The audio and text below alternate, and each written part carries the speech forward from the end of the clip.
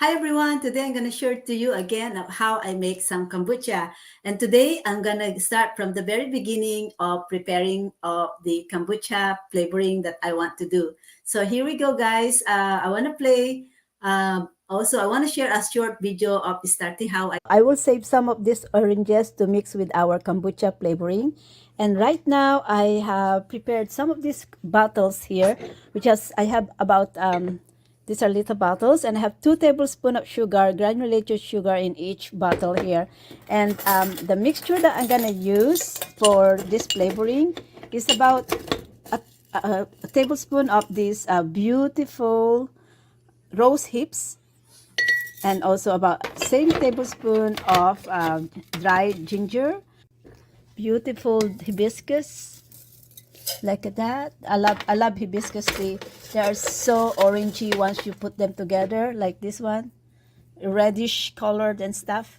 And the most important one for this is actually this black tea, because that is the basic food of the kombucha. They love to eat and drink black tea, and of course the sugar. So now we're just gonna put some water to that so we can start infusing them overnight.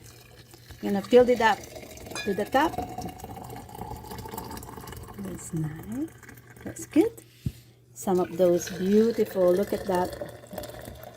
Look at that color of the hibiscus. And some of this one. So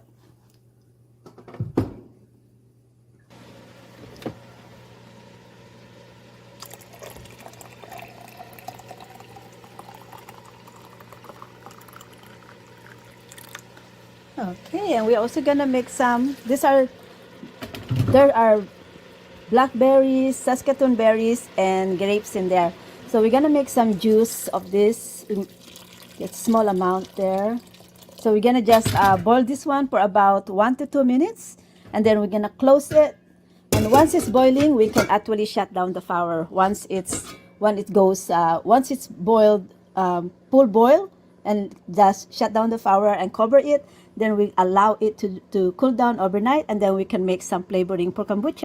So now we cool down all of our tea overnight. And also I already have some of this orange juice that has been squeezed. We are now ready to put them together. So this is the juice that strained. I strained the juice from the blackberries, Saskatoon berries, and grapes. And I did not add any more additional sugar up here because the grapes is already sweet. That is basically the sugar that the kombucha will have it.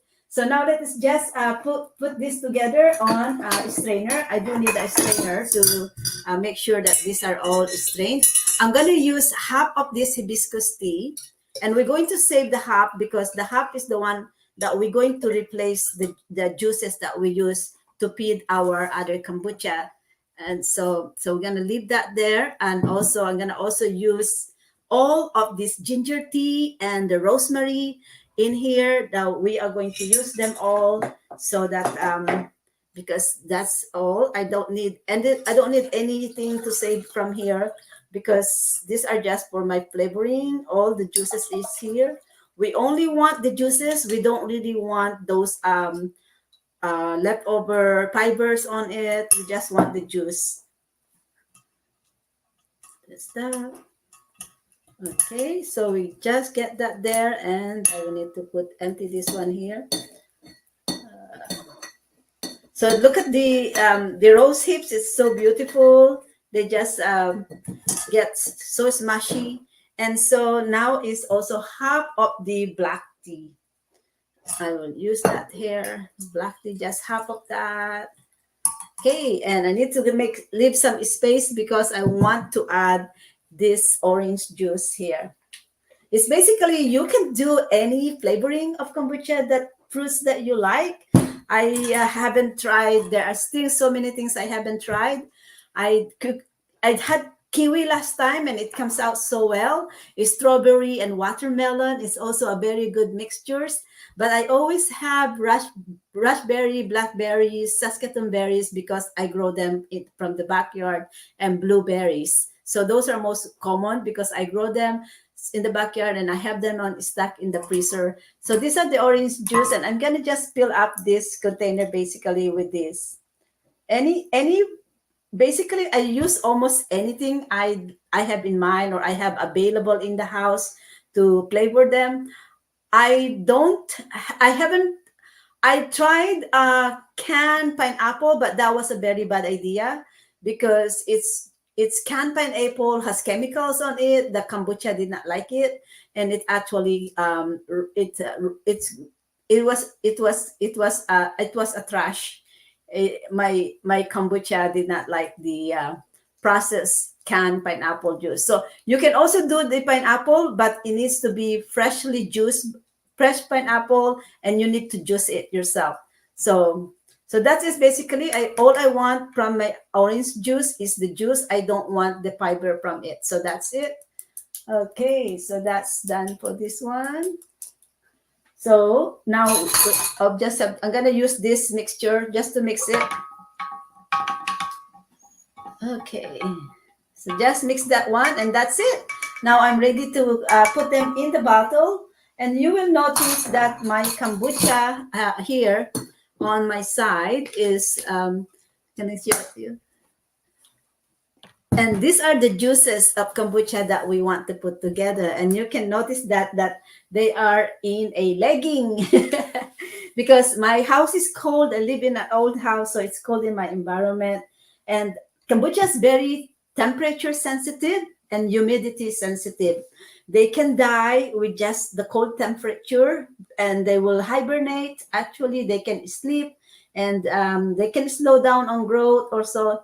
But kombucha is a living organism. They depends on temperature and humidity and food and feeding. So they eat with tea, sweetened tea, and so I'm very careful now because and also they are because of the sugar.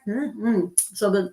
Because of the sugar around it, I always cover them with a coffee filter so that no bugs can go in there, especially the fruit flies. Fruit flies can ruin the whole thing. Yeah. So I find this. These are the favorite jar. I like this one because I don't have to create a very bubbly carbonated build up of air inside. This one is so good. This is actually from empty sauce, cooking sauce, barbecue sauce, and I love this one as well. Although I don't use this frequently because it has a small mouth. It has a really good seal, and if I use this one, I need to bark the kombucha frequently because I don't like them to explode on me. They can be so much pressure build up in a bottle, and when you open it, it can just all over the place in the kitchen. And especially if you brew your own ginger beer. When I used to brew my own ginger beer, and it's just an amazing blow in the kitchen. So I shifted to kombucha because they are less less carbonated build up compared to ginger beer. So but this is my favorite bottles because it's got bigger mouth. It doesn't have that eruption. I don't have to sacrifice with that eruption stuff. So in this flavoring here, I do use the kombucha hibiscus tea. I don't use the black tea because the black tea, I just use them to mix it up for later. Once I use all the juices, then I mix some black tea juice kombucha in my hibiscus. So I use hibiscus tea alone on doing this one. So let me just show it to you. So for each, I use about, for bigger bottle, I use 2 of these scoop. And for the smaller bottle, I only use 1. So it's basically three. The ratio is about 1.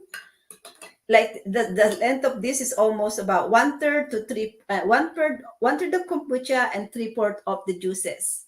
So that's what I do. So I'm gonna do these 2 bottles for just to show it to you guys. So I use kombucha to take care of my health, on my gut health, and also for my regularity. I do really find them very useful on helping me to digest what I eat with the enzyme. And so I am a firm believer that kombucha does help me a lot on the health of my skin, on my hair, because it helped me to digest the nutritions of the food that I eat. So I drink kombucha with my meal. So it's for that purpose. So that is basically it, guys. That is how I jar it. And so you also leave about an inch or less than an inch as a gap so that there is an air movement. There is space for the carbon build-up, for the natural waste of the kombucha and space over there. So that is important, that space for them, so that they have some space for the build up carbon in there. And once this is ready, I will put this one first in about, now it's cold, it takes about almost 14 days or 10 days to be ready. The enzymes will, as they have sugar and nutty in here, and there's a kombucha in there, the enzymes will regenerate. They will eat that sugar and the tea. And once I know when it's ready is when I see so much bubble in the bottle, when I see so much activity in the bottle, and I like the smell and I like the taste, then I know it's ready for me for consumption. And then I will put this one in the refrigerator to cool down. And that's it. So every meal I have one of these. It is important for me for my supper, because I believe it does help me on my digestive system. It helped me to my regularity. And I believe also that because I have better absorption of what I eat, I also believe that the nutrition of the food I eat I absorb them better. And it's helped me with the condition of my skin now, and also with the condition of my hair. So, and regularity as well. And it's also saved me a lot of money, because now I don't buy supplement pills anymore. So I don't buy, and I don't buy for regulating my acid reflux. I don't need that anymore. I don't need anymore to regularity. I don't need that. I don't need Metamucil anymore. I don't need any more extra fiber because of my diet now, that I now leaning also on healthy vegetable diet. And also, I used to have a digestion issue. I used to buy enzymes for digestion, but now not anymore either too. There are so many medications now that I have able to tolerate not to have, and that in return, it saves me a lot of money. So for someone who will try to be on that healthy, choose natural healthy drinks, kombucha, it has a natural 0.5% alcohol, because of the sugar and the conversions of the enzymes that builds on it. So just be careful on that one. I don't never tried it to give it to kids because of the alcohol on it. But a little bit of alcohol, it's also good for your for conditions of for our heart, for our nerves, because it's kind of clean up those little bit of plaques in our system, right? So that's how I believe. So anyway, whatever it is, do your research first, and do your research is always do your research. Okay, so thank you everyone. Bye for now. Okay, so I will just continue to bottle them up, and once I use everything up of the juices, I will actually show you what is the ending session. So let me just bottle.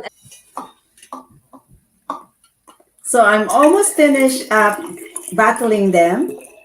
So we just continue this one here. Just a little bit. I guess just a few more. Oops. Okay, and this one.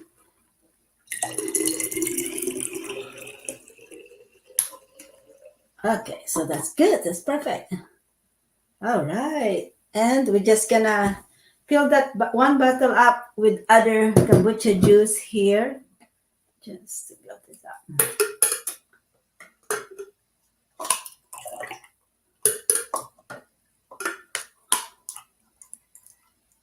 All right, so that's good. So that is how I put together my kombucha flavoring. So now all we have to do now is basically cover this one up. And so I finished bottling them up, and I have about 10 bottles of kombucha juices in here. So So, so now all we're just gonna put this one in a dark place to allow them to regenerate, to become active again, and also allow the enzymes to eat the tea and the sugar, so that there's not too much caffeine in there. Because I can't really have coffee, I can't really have caffeine. It's just make me very active, and it makes my heart beats faster, and I can't sleep with caffeine. So I can't have really caffeine. A little bit of chocolates I drink and eat once in a while, but not too much of it. So now, as you can see, I have used most of my hibiscus water here, and I also use some of my black tea, SCOBY juice in here as well. So we're gonna now fill this one up, because we need to basically maintain it. We have to maintain that level of water. And so I have here something that we can I have, these are the black tea that we saved. So we're gonna just fill this one back up in here. So black tea. Make sure that there's no leaves in there, because we only need the juice. And these are the hibiscus tea. This is sweetened hibiscus tea. We put sugar, 2 tablespoons of sugar on each jars here, because they need the sugar, and they need the tea itself for them to eat. So that's basically how I feed them, and that's how I keep them safe. And now I'm going to put this one, a filter, coffee filter. Make sure this is actually dry. Yes, the mouth is dry, so if it's in doubt, it's always just do it again. Just in doubt, I have to make sure it's dry, because when it's wet, then there is a sugar on the paper, and it can attract fruit flies or something. So I don't want that to happen. That happened to me once, and I could not even forget about it, because I lost my kombucha. I lost my kombucha with the fruit flies. Okay, so that's it. And then I will also cover that with a cloth on top. So, because I am a very protective mom. I protect my kombucha juices like my babies. They are my babies. They take care of me, and so I take care of them too. Oops. I did lost a rubber. Let's go find my rubber band over here. So that's it. Okay, and then I will also put a leggings to that as well. Because it's winter, it's cold in my house. I live in an old house, so my house is cold. And so we're gonna protect that one as well. So we're gonna put these leggings over it. And the legging will keep the temperature as gradually. It will keep them temperature. They may not be warm, but at least it's gradual change of temperature because of the legging. So they have more safety, that they will be fine, because they are sensitive on temperature and humidity. So, and especially now we have a lot of snow passing through to my windows. So I don't want them to have problem. I am a very protective mommy. I protect my babies. Yeah, so that's it, guys. That is how I basically store them. I have a cloth that I put that there, 2 cloth that I hide, and we're just gonna put another legging here first too. Where's my other legging? And so that's basically it, guys. This is it. This is how I will store this in a dark temperature until it's feeding time again. So in my experience now, it's a cold weather. They need to be fed after 10 to 14 days. And usually I don't go more than 14 days, because they may get too sour, and that sour can actually kill them. So I always like to go for a balance of the smell of the sweetness and sourness smell. And if they go to a too more sour smell, that means they are the acid high level is higher, so they are not safe. So I go for that. I use a lot of my nose. Take care, everyone. Bye for now.